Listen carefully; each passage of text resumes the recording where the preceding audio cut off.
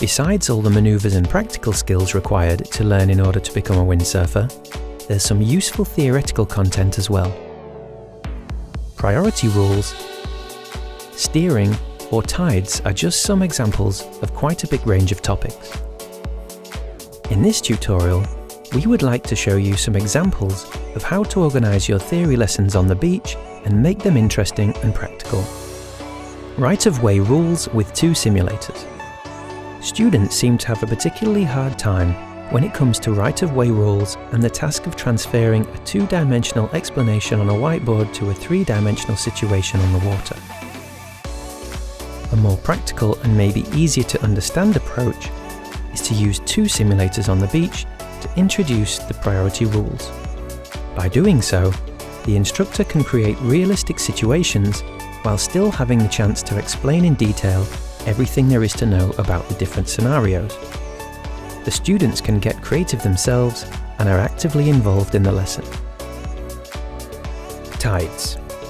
Low tide, high tide, and the corresponding currents created by the tidal stream are an important topic of every beginner course taking place in a tidal spot. In order to avoid a classical teaching situation in a classroom, the instructor can choose to play a little game.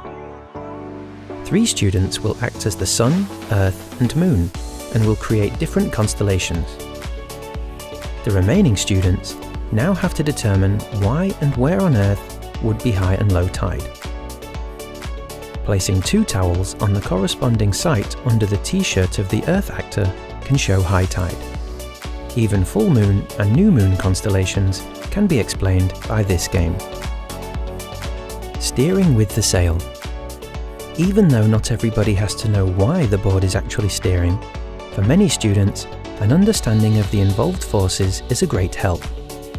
Again, we like to avoid a classroom situation and therefore choose to explain the physics by using a simulator, a piece of string to mark the sail's tendon, and a sticker to mark the pressure point of the sail.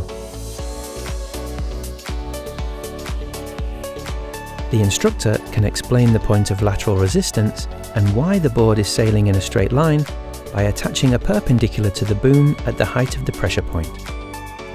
After that, understanding what needs to happen in order to make the board turn is just a small step.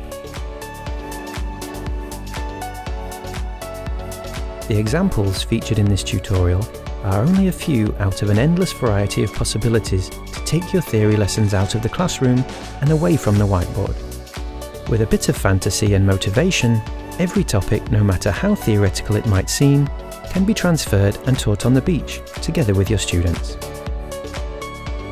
Enjoy teaching. Your VDWS Instructor Team.